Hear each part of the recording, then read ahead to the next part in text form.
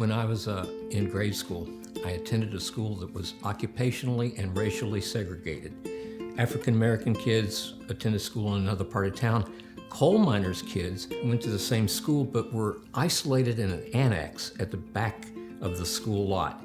And from that day, I just understood these profound differences in how people were respected and treated, and that was really hurtful. My name is Dwight Billings.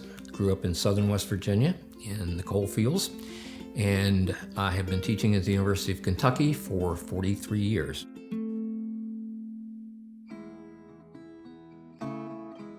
Both my parents grew up in Appalachia. My father was very interested in Appalachia. He worked for the federal government. He wrote reports on the region, and he got me reading good books. He was a real mentor. He taught me how to write. My undergraduate degree in sociology was from West Virginia University.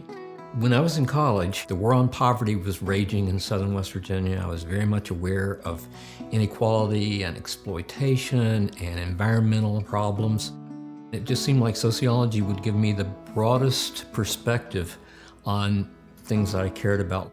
My early experiences with inequality in the region just made that central for me, both poverty and inequality and wealth creation. So it was a really good fit, and continued that into a master's thesis, a doctoral dissertation, and 43 years of continuing works.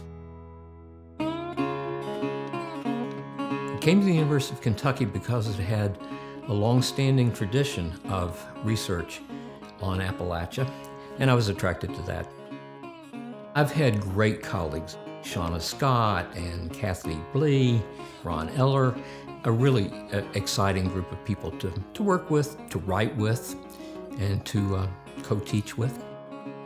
I was one of 3 young faculty members that were on the planning committee to establish the Appalachian Center. I was the first research director. I think it's really crucial that the university does its part to address the issues in the region and the educational needs, the social needs, and I've been pleased to see some progress in that direction. Writing is important to me, research is important to me, and teaching is important to me.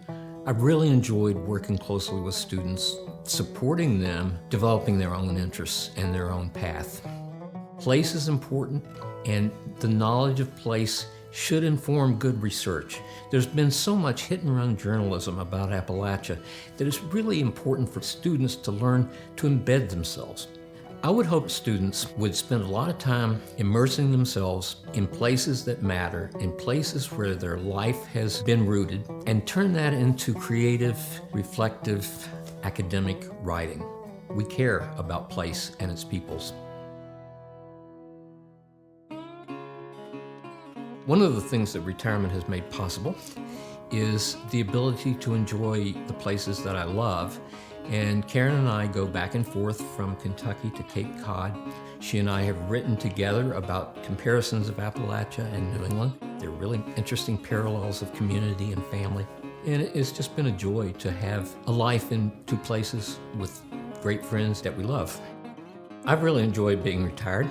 I certainly enjoyed my career before that, but one of the neat things about being a professor is you can continue to do much of that work. I've worked closely with 2 or 3, 4 graduate students as co-authors, and I find that really satisfying. Not just to be the importer of information, but together to work on learning and sharing that information together. My approach has always been to think comparatively. Not think about Appalachia in isolation, but Appalachia in relation to other regions. I think place really does matter, and so often it gets overlooked. But the particular is very important, the local, the historically specific, and I try to understand those complexities. I'm pleased that I've been able to do some research that I think matters, and it will disabuse people of some of their misunderstandings of Appalachia in the South, and maybe give a better representation of what life is really like in those places.